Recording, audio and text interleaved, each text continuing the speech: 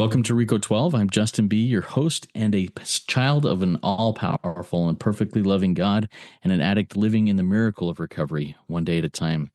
Rico 12 is an open to all addictions and afflictions organization dedicated to exploring the common threads of the differing manifestations of alcoholism, all addictions and afflictions of any kind. We share tools and offer hope from those walking a similar path. Today, Lisa is sharing her hope and her experience and strength there. We gather from diverse backgrounds, faiths, and locations to learn and support one another. Our speakers come from various fellowships and experiences demonstrating the universal principles of recovery. Rico 12 is not allied or affiliated with any specific 12-step fellowship. This is Rico 12 speaker meeting 371. Thank you for joining us live or on the recording later. Today's speaker is Lisa S. She's a first-time Rico 12 speaker, and I am so grateful and excited to hear from her today. Her talk today is entitled Promises, and I look forward to hearing more about this message in a few minutes and how those promises manifest in her life. But first, a few quick announcements. Rico 12 offers a variety of recovery resources, including podcasts and social media communities. To explore more, visit Rico12.com. That's RECO12.com, and check out the chat and the show notes for links. This last week, we launched a new podcast called Rico 12 Workshops. This is a platform where former and current Rico 12 speakers who have recorded workshops or other talks in other meetings can share those recordings with us here at Rico 12 and have them put up there as a podcast accessible by anyone, anywhere who may want to listen to it. And I'll put the link to that new podcast in the chat and in the show notes, and it's also up on the website, or I post it in the WhatsApp group from time to time in there. Or you can just go to your podcast platform of choice and search for Rico 12 Workshops, and you'll find it there. You can follow it there, rate it, review it, all the good stuff that all of us say all the time. Rico 12 is self-supporting, and your contributions help us continue this mission. Thank you to all our Spearhead donors, past and present, especially this last week to Nigel and to our Patreons who chose to be anonymous. Grateful for them. So if you feel your higher power nudging you to make a contribution to Rico 12, the information on how to do that will be in the chat and the show notes and at the website rico12.com/support. Your support, both financially and especially by word of mouth, truly makes a difference in helping us share these messages of hope and recovery. Each week, we receive light and inspiration from our speakers. Their experience brings hope, meaning, worth, and growth in us as listeners. Now I'm going to welcome today's speaker, Lisa S., and share just a little bit about her before I turn the floor over to her. Lisa S. is a recovered alcoholic and addict of many things. Lisa's life was full of empty promises, but today, the promises in the Big Book of Alcoholics Anonymous have all come true. She has now tapped a source of power much greater than herself, greater than people, greater than places, and greater than things. Lisa can see that she has never had it so good. Lisa sees herself as a miracle, and I look forward to hearing about these miracles and these promises. Lisa, take it away. The floor is yours. Oh, thank you, Justin. Thank you for having me, and thank you for everyone who's involved in this meeting. Yeah, I'm Lisa, and so my journey, I began with a seemingly mad, evil addiction. I was struggling so bad, and alcoholism, it is a disease that's so cunning, baffling, and powerful, and it played tricks on me. And it convinced my mind. We all know the addiction centers in our mind, so it convinced me of lies. It played tricks on me all the time. I thought it tell my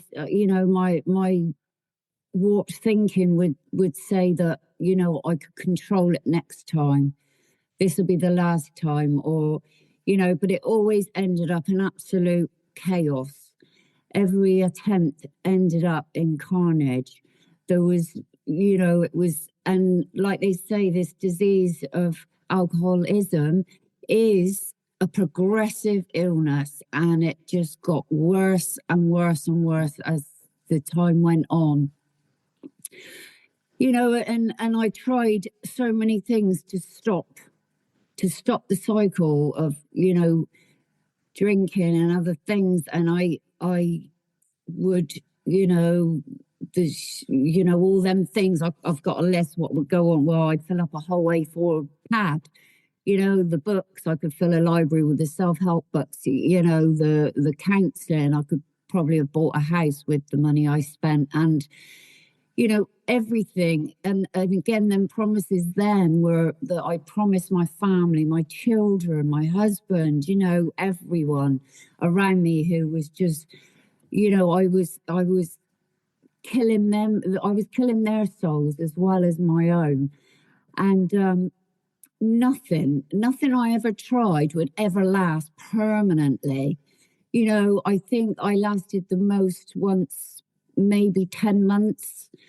And that was probably a lie at the time, because I was so good at telling lies, because I was, that's all I ever done. Lie, manipulate, work everyone round what I wanted to do. It was all about Lisa's world, and everyone else had to fit into it.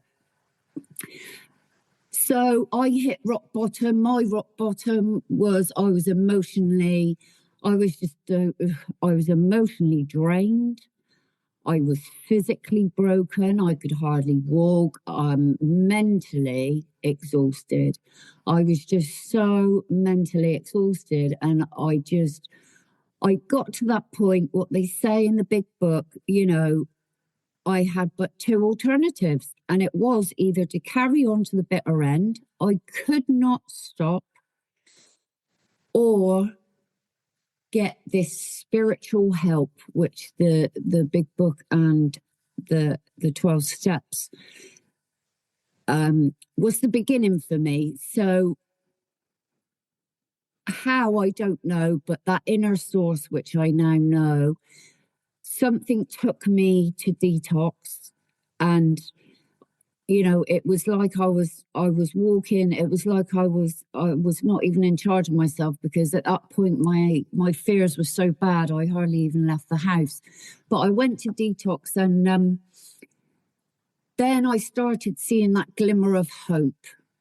I started seeing other people, and that's my beginning of my story, when I started hearing other people who were in there telling their stories, and the penny started dropping. Oh my God, I didn't even know that I had a disease. I didn't know that alcoholism is a disease at that point. And that's why it's so baffling, because I beat myself up. It was a vicious circle, because I couldn't stop. But then once I started, and then after, I'd have so much remorse and guilt and self-pity. And then I promised everyone that I wouldn't do it again, and all the carnage. But then I'd go and do it again. But I was listening, and I thought it was me. I thought, why couldn't I control this when I could control everything else in my life? But I could not control this one demon. I could not control it. And it was that's when I realized that I was so powerless, because it was more important. It was more powerful than the love of my children. It was more important than the love of my husband. It was more important than the love for anyone or everything.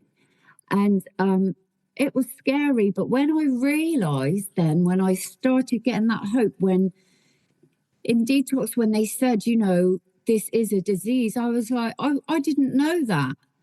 And when there was that hope that, with the 12 steps and the big blue book, you can get recovered, I was like, it was like, for me, I know it's not everyone's story, but my story, right from that point, I felt hope. I felt at home. I felt like I finally felt connected, because I was surrounded then by people who felt the same as me, who acted the same as me, and and different walks of life, rich, poor, black, white, every different type of person, but we all had the same disease, what's centered in our minds. And it was just relief when I first realized that. It was just such a relief. So then when I started discovering about the 12 steps, which I never had heard of before, that's when I could start embracing this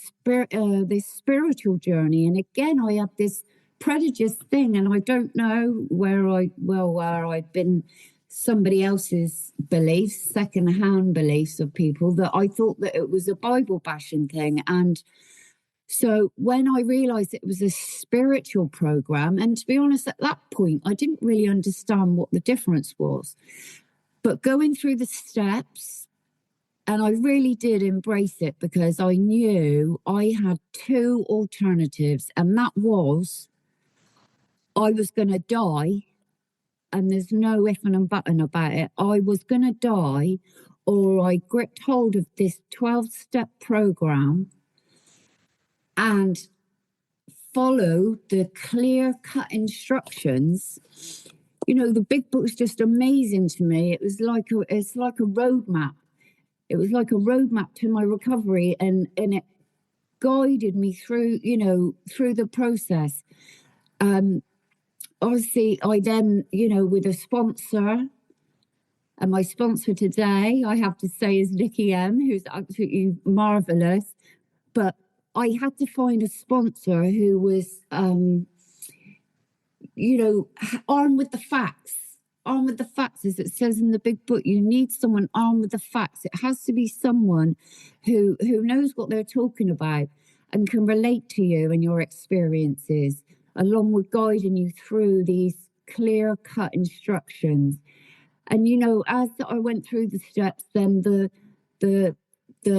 humility, which I didn't know what that was until the program. And, I've had to Google a lot of words actually throughout the program, because, Google's my best friend because, there was a lot I didn't know. And weirdly, when I was untreated, I thought I knew everything. Fancy that. But, the humility started replacing that ego of mine. And again, ego, I didn't understand. I thought it meant that you were real cocky and sort of thought you were better than everyone else, and real arrogant. But also, it can be when you feel below and you hide. And that was part of my childhood. I would be like a chameleon, pretend to be something, fit in with different groups of friends, and like their music, like their shoes, and I started abandoning my ego slowly, and the control. And control for me has been huge. I am a complete control freak. I not so much now. That block does come in sometimes now, but I'm aware of it. And the spiritual journey, which it has totally transformed my life. And today I try and strive to be the best person, following the principles throughout the book.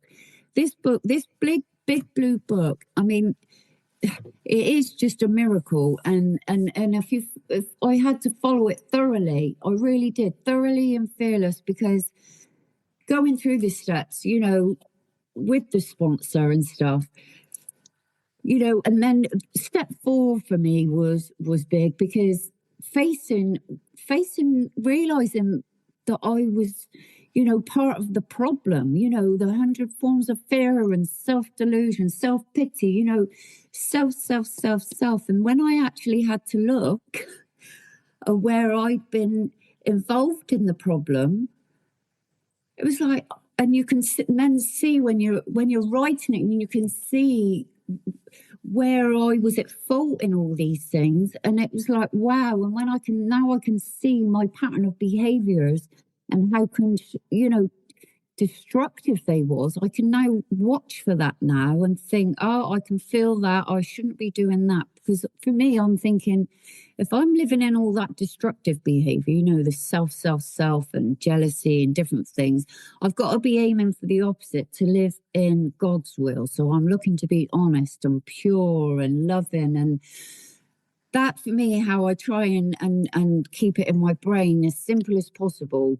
I'm aiming to be living in God's will. And when wheel does seep in, which it does. I'm not perfect, and you know, the little self comes in, and you know, the different control comes back in, and then I just, you know, with step 10, I watch myself. I've got to be so aware during my day and think, oh, hang on, Lisa's coming in, stop, pause. That pause when agitated, pause when I can feel myself, feel them blocks. I like to call it blocks rather than defects. It's just a personal thing what I do, because I'm quite visual. So when I start feeling resentful or fearful, I can almost visualize the blocks going up. And for me, I can almost see it, that it's blocking me from God within, because God is in me. You know, he's not up there on a fluffy cloud or anything. He's in me. And so for me to keep him near and be the best version of God's will, I have to make sure them blocks come down straight away. I have to be aware when I'm, you know, being that control freak, when I'm being, you know, perfectionist. I'm great at doing that at times. And I have to knock that block back down, so that then I'm closest with God within me as I can possibly be. And then that practice, you know, throughout the day, you know, they say, and I often say it's to myself, you know, when I wake up and I've got that moment, and I think, well, it's you know, it's in the book, page 86. On awakening, what do I do? On awakening, think about the 24 hours ahead. I pray, I meditate. It tells me exactly what to do when I get up. Then, obviously, step 10, watch myself throughout the day. And then in the evening, think, oh, God, I was a bit of a cow. I was this, I was that. Now I say sorry, take it on board. And then tomorrow is the next 24 hours. And then I start again, and I have to stress this to myself, because sometimes I can forget. Oh, I think, oh, I'd done it yesterday. Maybe I might not do it today. Well, Lisa, come on, wake up, because, you know, I'm a bit like a battery. You know, we're all full of energy. And yesterday, my battery was charged because I've done all my things. I've practiced what I should be doing, what I'm told to do in the instructions of the big book. So if I don't do that every morning, that next 24 hours, my battery's pretty flat. So I have to recharge and do that daily reprieve, do it every day, wake up, you know, do my prayers, do my meditation. Meditation has been a huge thing for me, because my brain gets really crazy. So when I'm meditating, my mind gets calming. And what I find so brilliant about it, because when my mind's not calm, that's when I start to become agitated, irritable. So up come the blocks again. And, you know, that's when I'm up to, you know, then I'm not as close to God. So I have to, by meditating for me, is slows down that mind what races. You know, my mind can go off on a tangent very easily. So by meditating, it's keeping the blocks down, keeping me grounded, keeping me as calm, so that I don't get the resentments, and I can take things, you know, my actions are a lot slower. My reactions are a lot slower. So when someone does something I might not quite like, then I can pause and I'm calmer and I can think before, you know, I react, which I never used to be able to do. I react straight away and then cause more carnage, and, you know, and the aim of the game is to have less amends. I hate doing writing. So if I've got less amends, so I try and keep my amends and my resentments and my fears and everything to a minimum. And meditation is huge for me for that. And that pause when agitated. You know, I say it that much, pause when agitated. My little 8-year-old actually trots around the house saying it now. It's hilarious. And, you know, when people say that daily reprieve is a small amount of chunk of my day. And when people say, you know, I haven't got time, or I even think, oh, I haven't got time today. Well, it's a small price to pay, a small amount of time for my life to be alive and to be recovered.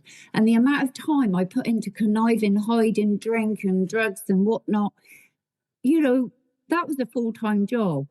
For the promises to come true, all these steps, just following the steps throughout the book, we get a new freedom, a new happiness. I've never felt true happiness in my life up until I've been recovered, till I've been treated. When I was untreated, I was very rarely happy. And if I was, it didn't last long. Not to regret the past. That's what I learned so much from step 4 and step 5. And to relieve all that baggage, all the stuff what I've been carrying for a long, long time, and to let that go with someone you trust, someone who's armed with the facts again. And then the word serenity, my God, I don't think that word ever passed my lips before this program. And peace was never achieved. Now I do live in peace. Not always, but now I can. If I start feeling uncomfortable, if I start feeling a bit wobbly, I've got the spiritual tools, because I've already prepared myself that morning on awakening. I've prepared myself so that when these things do come up, I can quickly quiet them down and be at peace. And it is, no matter how far down the scale we've gone, we see how it benefits others. That rippling effect, my goodness, I almost seen it instantly, like with my children especially. They don't have to live in this house, this volcano, treading on eggshells. Just me being present with everybody now that I'm interacting with. I was never present. I was too worried about where I was getting all my solutions. I had a solution which I thought was alcohol or drugs and food, the list goes on. And then I got rid of that drink and drugs and things, and then I was left with nothing. So I'm going to have that irritable and restless thing. So I had to replace it with all the 12 steps, all the things what they are telling us to do in the book. And like I say, you lose interest in selfish things. I don't think about myself anymore. I'm thinking working with others, which is, we all know, ensures our immunity. And not just with the sponsorship, with I help everyone anywhere I can, small things, sometimes big things. I had to, I don't have to rely on people, places and things anymore. And the biggest revelation for me, when I was looking for God, when the whole time he's been inside me. He's been inside me this whole time. I didn't have to look for him.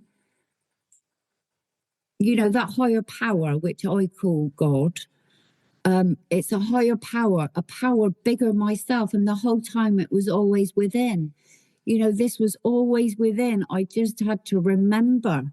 I had to look back and remember that all these things what have come on over my life, the brainwashing. I was pure when I was a baby, when I was born. And then all these things built up and I become this person with all this brainwashing of what I should be, what I shouldn't be, blah, de, blah. And I created this version of myself, what wasn't me. That wasn't the real me. This is me now. And, by doing the steps, the tools, and they say laid at our feet, they're on our feet, but we've got to pick them up. We've got to pick them up. Steps, prayer, meditation, inventory, and service, in and out of the rooms.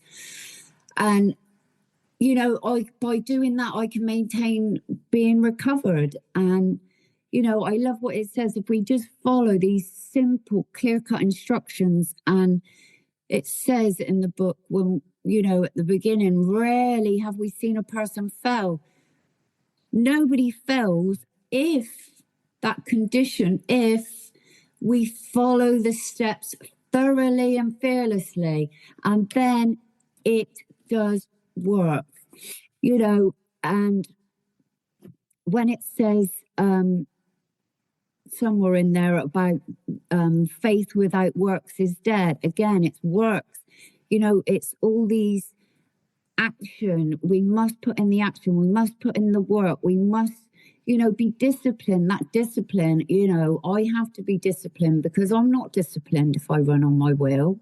You know, I think, oh yeah, I'd rather sit on the sofa and eat a big pizza and watch Netflix. Well, no, I have to be disciplined. I have to do these things what I've been told to do by the big book, you know, and it works. And it is a miracle. And I do feel today that I'm a miracle. You know, I feel that I'm awake and I want to stay awake. You know, I've been walking around asleep for so many years with just an empty soul, a feeling worthless. And today the promises have come true. I feel free. I've got rid of them shackles around me of that awful, awful disease. You know, again, I have to remind myself I am not cured. Why we have to keep doing the daily actions, doing the on awakening, the next 24 hours at a time. And thank goodness I am sat here today. And I am so truly grateful. And what was the other thing I was going to say? Going off on it, I was thinking about the pizza. Yeah, the God's will was the most important for me. The two most important things within me is God, and that power is now more powerful than the power of the disease of alcoholism. And you know, I would never ever want to go back, and I know I would not go back as long as I follow these full set of instructions daily. So I'm going to leave it there. And I heard a lovely thing the other day, and they said, you say, Lisa, I am what I am, and I am what I am. Thank you, guys.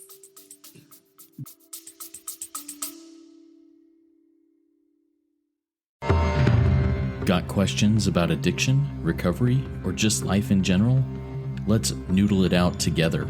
Grab your big book, a pen, a highlighter, and a notepad, and join Nikki M and me, Justin B, on Rico 12 Noodle It Out with Nikki M.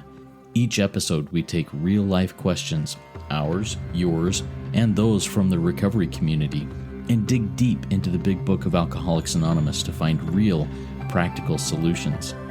So, if you're ready to do the work and apply the solution, tune in to Noodle It Out with Nikki M, streaming now on your favorite podcast platform.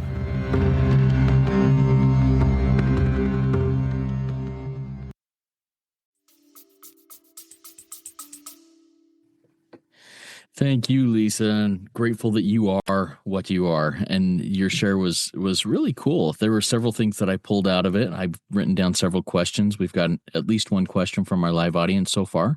So a reminder to our live audience, if you have a question for Lisa based on what she shared here or on a recovery related topic, please send me that question in the chat. If you'd like to remain anonymous, send it directly to me privately or put anonymous, please, in that question. Lisa, what I'd like to do is start off with one of the phrases you said and ask you to just dig in a little bit more on this one for me. You said, the aim of the game is to do less amends. Tell me about how the step 10, what we watch for selfishness, dishonesty, resentment, and fear. How does watching for that and addressing it quickly reduce the amount of amends you need to make? And how does that bring additional peace into your life? So for me, Justin, I'm just more aware, I guess. So, when I'm going about things, I'm more aware. I'm straight away now I can pick up straight away if I sort of snap at one of my kids, or if I'm getting a bit agitated, if someone pushes in the shopping queue or something, and straight away, because I'm aware of it, that pulls in, and I think, right, that pulls between my reaction, and then I can, with breath, and because I've sort of embedded it in my head, that I straight away I can diffuse that feeling very quickly, because I do know now today that it is just a feeling, and it's how I deal with that feeling. I can explode and, retaliate, or I can pause and I can diffuse that feeling very quickly and think, do you know what? That person in the queue might be, have had a really tough day. They might have someone sick in the car. There could be 100 reasons why that person's in a rush. The same as when, I get agitated with my kids. For that pause, I think, oh, maybe, they've had a long day at school. They're probably tired. They're only young. They don't really know. Just, think it, for once, my thinking, I'm processing before I react. And then, however, if I reacted in the opposite way, we would all have a Barney. The thing would escalate so huge. And then I'd be writing amends that evening, because I would have said things I really shouldn't have said. I would have acted in a really awful way. My amends would have been really long. I'd probably upset everyone in the room. Well, would have, because that's what happened. So I upset everyone and everything was around me. So by just that pause and being aware, I can feel it. I know what I'm feeling. So I know when I can feel when I'm agitated. I can feel when I'm restless. And often when I am restless, when I'm tired, at the end of the day, I've had a long day. So I know I'm feeling restless and irritable. So I will take myself away for an hour and maybe just sit quietly in a different room for everyone and diffuse that feeling, because, it just makes life so much easier. Yeah. So what does that pause look like in the moment? And then let's move that to like when you get home in the evening and you just need a little bit of time away. What does that pause look like to you? Is it a guided meditation? Is it just specific thoughts, or is it just breathing? Talk to us about that. Do you know what? I've done different things, Justin. And one thing what really helps, I just look around, we're all around too, and I think of 3 things what I'm grateful for. And straight away, this is an example. I was doing my tiles and they were going wrong. I was getting so cross. I went outside, took that pause, looked up, beautiful sky, beautiful sun. I've got a beautiful home. Gone. But why am I seriously getting agitated about something so stupid? It was gone.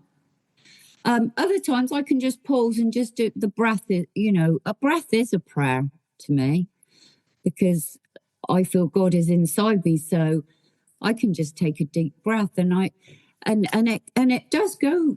It does go. It is, yeah. When you see, I think by pausing, you see the bigger picture, because you're taking yourself out of that initial, like, it's like being in a bubble. So when you're in it, it feels really intense and it feels a lot stronger than what it actually is. So by taking myself out of the bubble and breathing, it just calms it down. Beautiful. Thank you for sharing that. And I love the gratitude angle at it. If I express gratitude and experience gratitude, it's just gone. I love that. Thank you for reminding me of that, because I need more of that gratitude in my life today, right now. So, all right, we have a couple questions from our live audience. First one, an anonymous member of our audience says, does Lisa work with one sponsee at a time? And also, does she take sponsees through exactly the same way your sponsor took you through the steps? So talk to us about that, about your how you sponsor. So I do sponsor the same way as my sponsor sponsors me. I have got 2 sponsees at the moment. I find that because I've got to be careful with my mind of taking on too much, because I get carried away and I want to help everybody. That's my addictive mind. And so 2 for me, I find manageable. And so that I can give as much attention to each one of them as I can. And yes, we work through the workbook, what Cameron F produced, which is just amazing. He's such a clever man. How he managed to narrow it down. And what are, people say different things about, the steps and length of time, but for me, I think narrowing it down, obviously, to take them through to make sure they understand, but we don't want to be hanging around on the steps for long periods of time. We're talking about life and death, and the sooner we can get people through the steps, the sooner that they become recovered. Obviously, it varies because everyone learns differently. Everyone, takes things in at different speeds. So there's no timeline on it for me. I just go with what I feel's right. And again, with your feelings, if someone doesn't understand, they trust me that they can ask me and say, Lise, can we go over it again? And that's absolutely fine. The whole point, my aim, is for them to fully understand it and know what they're doing, or else it's pointless if we're just mechanical. It's the same with praying. If we're just mechanical and not really meaning it and knowing what we're saying, it's just pointless. So it's very important for me that they understand it and they follow the instructions. I'm really just their guide. I'm just guiding them, turning the pages, turning the workbook, and be there to share my experience. I don't always know all the answers, and then we can look it up together and I learn. They're helping me because I'm going through the steps, the workbook again and again. When I help them, they're helping me. And it's just a magical thing how we pass that baton on. It's just magical how we pass it on. And then, I often think if I just sponsor 2 people, then them 2 people go on and sponsor 2 people. And then them two, before you know it, how many people? And that's just from me. If we're all doing that, it's such a shame when people do the 11 steps and then they don't do the 12th, and it's just such a shame because it ensures my immunity. It keeps my recovery and it also passes on someone else's. It's just beautiful. I love sponsoring. Thank you. Yeah, and I love how Cameron, I've heard him say business is booming. So we need more sponsors out there. And another way I've heard that in other places is the work is great and the laborers are few. Yeah. So we got to get out there and help that out because, man, it is a great work. And there's not a ton of us out there that are sponsoring others and inviting them to sponsor others. Awesome. Next question I have for you is from our live audience also. And this is from an anonymous attendee. This person says, would you please share a bit more about your morning routine or ritual when you first wake up, Lisa? Yeah, so for me, and it's not always rigid, but my aim is that when I wake up, I do what it tells me in the book. I speak to my higher power, which I call God. I think about the 24 hours ahead. I think what I can do. And then when I've spoke to my higher power, then I meditate. This is the ideal plan, which I aim for every day. I do it every day. And then throughout the day watching, and then in the evening, I think, oh, okay, I did do this and this and this. Maybe so tomorrow, that's okay. Tomorrow, then start again. And then obviously that's how I know in the morning what I say. I have words with God and say, I shouldn't have done that.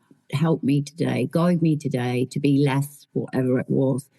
Sometimes, life gets lifey and, say one of my children are ill or, there's something happens, which, I can't do it there and then. That's fine for me. I don't beat myself up about it because for me, I can pray anywhere or I can speak to God wherever I want because He is within me. So say I am, I've got something what's come up and I can't do it first thing in the morning, then that's okay. I can press the restart button at any point of the day. So I can go on with whatever's going on, and then I can do it then and start then. And I've got really good.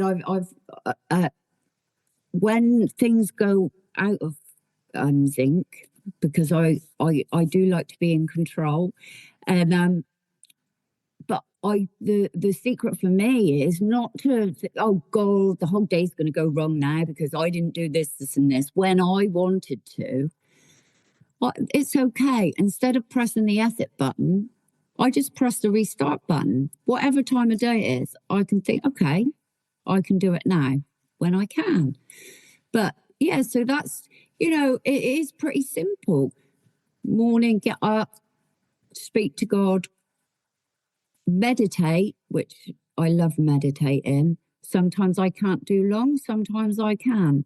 Depends. Life, we've all got lives, and this is, it's got to be manageable and it's got to be,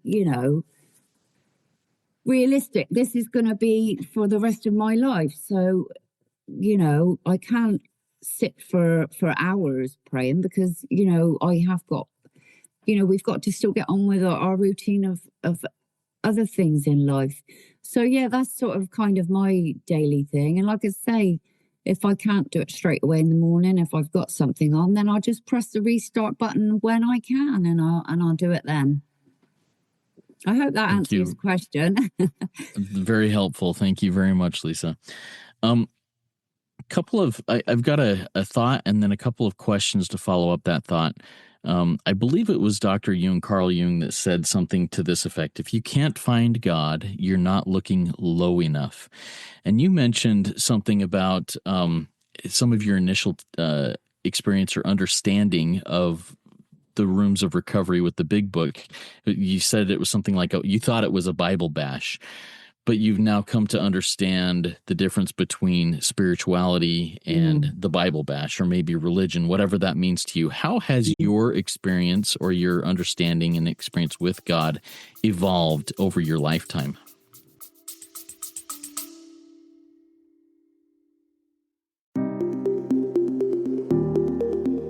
Hey, Spearheads, if you're looking to dive deeper into the Big Book of Alcoholics Anonymous with people who live the solution, then you won't want to miss RICO 12 Big Book Roundtable. Join David G., Nikki M., and me, the moderator Justin B., 3 recovered addicts from multiple fellowships, as we break down the Big Book line by line. In each 30-minute episode, we share our experience, strength, and hope in a real, raw, and practical roundtable discussion. So, if you are ready to learn and apply what you learn, tune in to RICO 12 Big Book Roundtable on your favorite podcast platform.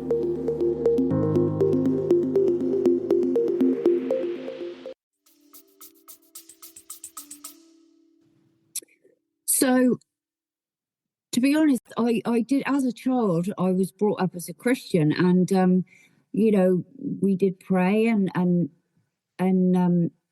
I went to church, but I never really understood I don't know. I think as a child, you're just given other people's beliefs and opinions, so you just sort of grow up believing that's that. I never turned away from God as such. I just wasn't really mindful of God. And then what dawned on me once, it was one of my children passed away, and I didn't have two thoughts about it. Like, I didn't even question the fact, but straight away I knew I wanted to have a church service, and I knew I wanted to have him buried. And again, I sort of, at that stage in my life, which was not long before recovery really, and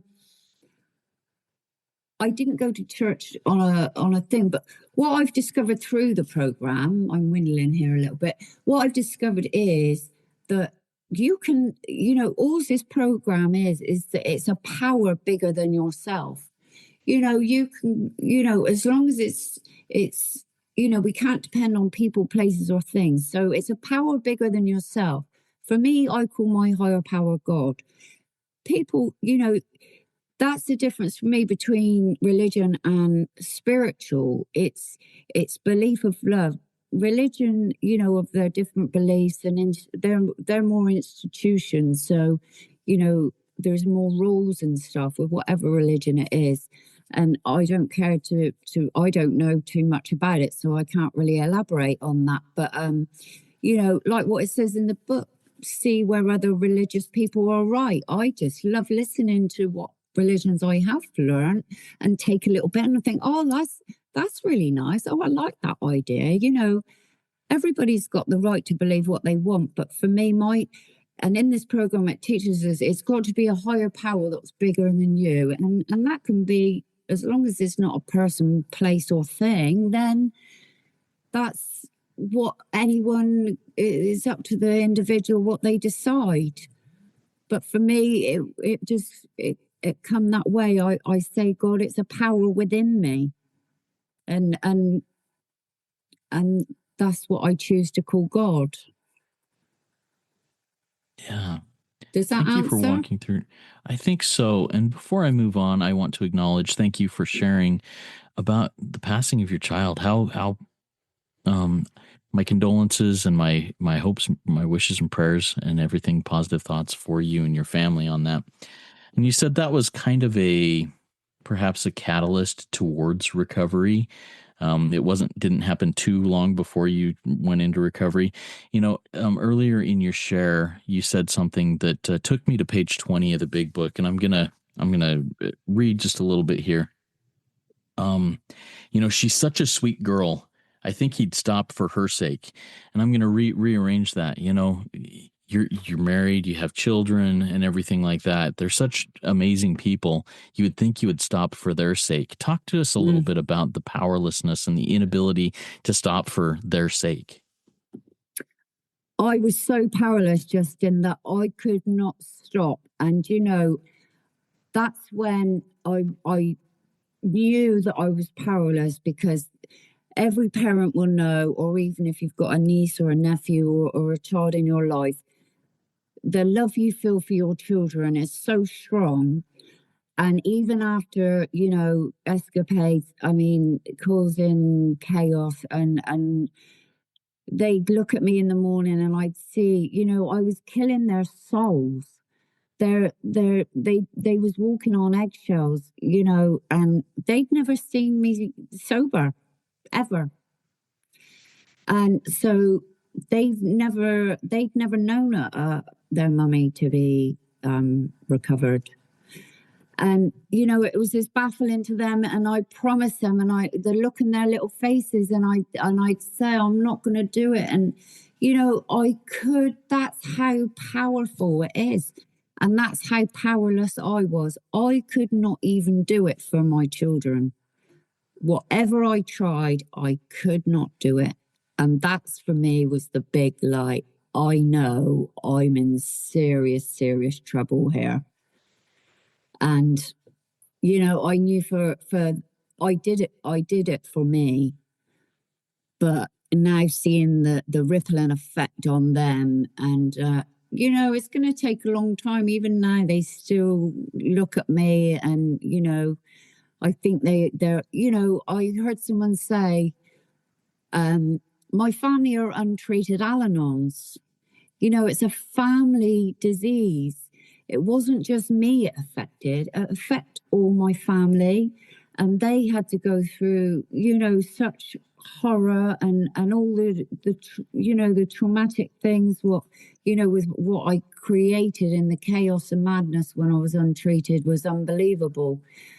But that's what I love about the amends, Justin, because, when we make our amends, I didn't just say sorry and off I trot, and I make a daily amends to my children.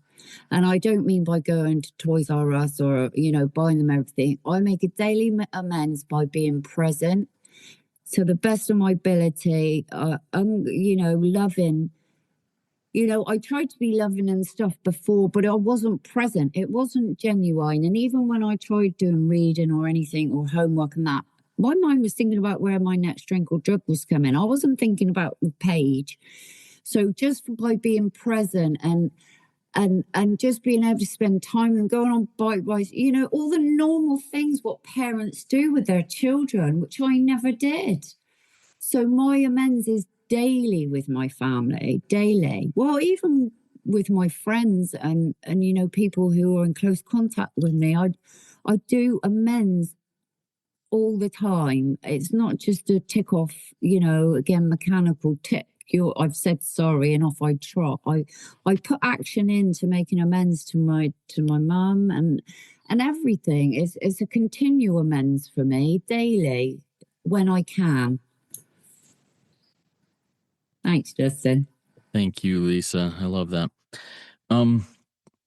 Before we wrap up here, I think I've got one more question before we go into the closing up here. And I think it has to do with your children. You and you've touched on it here as you just shared. But what are some of the fruits? What are some of the proofs that you have that things are changing with your relationship with your children as you are practicing these recovery principles and all that you do? How are they responding and reacting differently to you?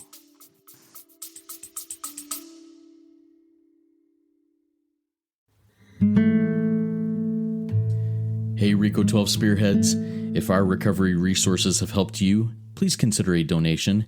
Your financial support, as well as your word of mouth support, keeps Rico 12 running and reaching the man who is still sick. Donate today at rico12.com/support or check the show notes for PayPal and Venmo links. Every contribution helps carry the message. Thanks for being a Rico 12 Spearhead.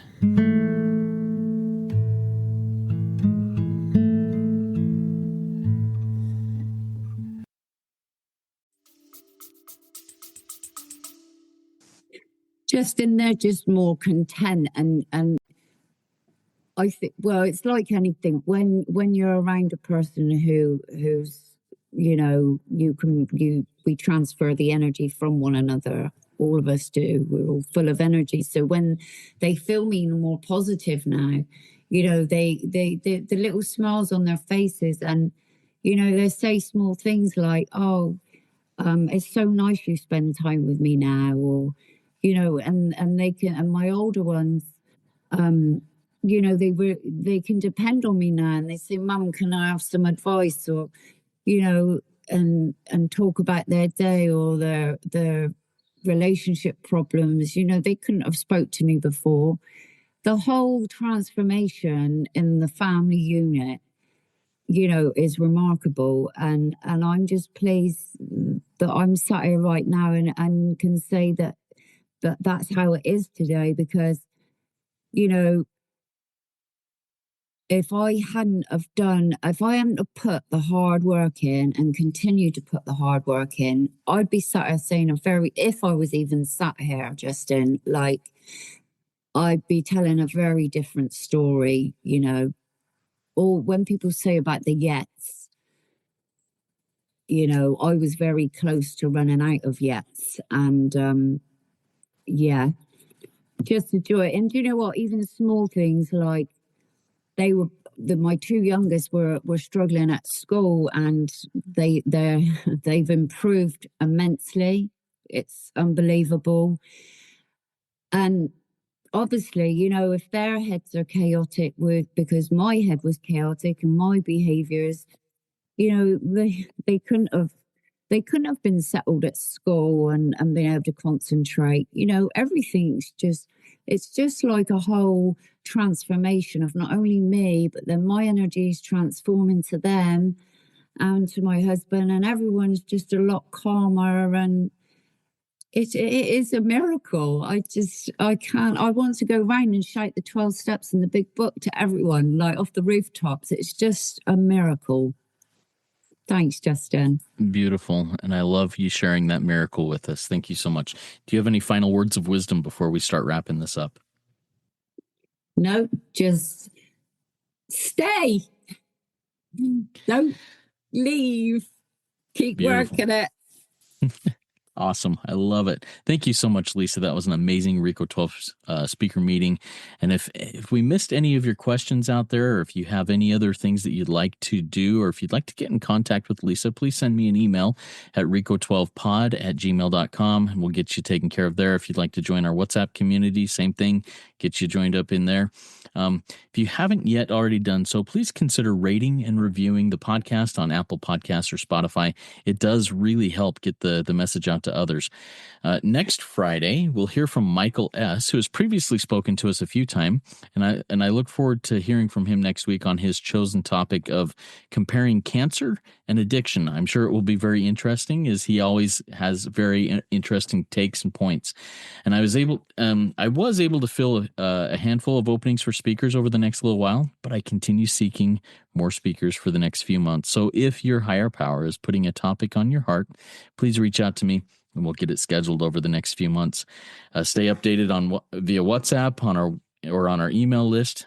Once again, contact me at rico12pod@gmail.com if you want to be more involved in those things. We'd like to close out now with an ACA prayer that Lisa will send us out of here with. Lisa, go ahead and launch us out of here with that prayer. Okay, thank you, Justin, for all your service, and thank you for having me. And let's lead out on the ACA prayer. God, I put my hands in yours, and together we can do what we could not do alone. No longer is there a sense of hopelessness. No longer must we each depend on our own willpower. We are all together now, reaching out our hands for power and strength greater than ours. Amen. Amen. Thank you so much, Lisa. Everybody remember, there is one that has all power. That one is God. May you find God now. Keep coming back, and when you do, come all the way in, sit all the way down. Let's trudge this road of happy destiny together. Work it. You are worth it. I've seen stars fall from above. I've fallen in and out of love. I've been high and I've been low. Now I know I just can't do this on my own. I've seen a boy become a man. He got lost without a plan. He's so far away from home. Now I know I just can't do this on my own. Your arms surrounding me. Your touch is grounding me. No longer searching for purpose all alone. 'Cause now I know that I just can't do this on my own.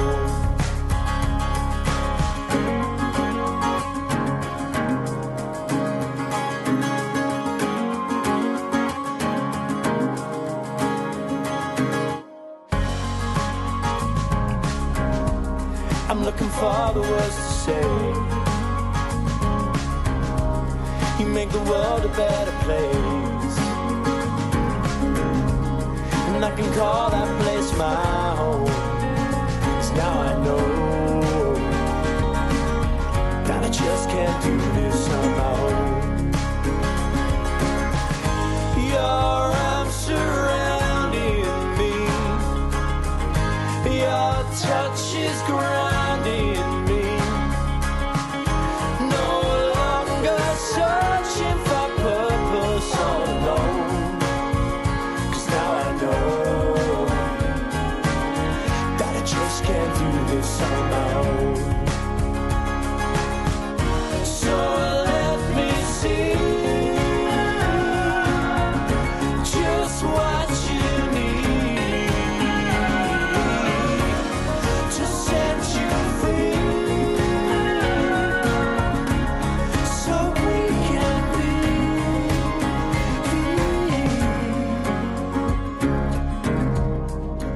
stars fall from above. I fell in and out of love. I got high and I fell low, but now I know that I just can't do this on my own. No, I just can't do this on my own. I just can't do this on my own.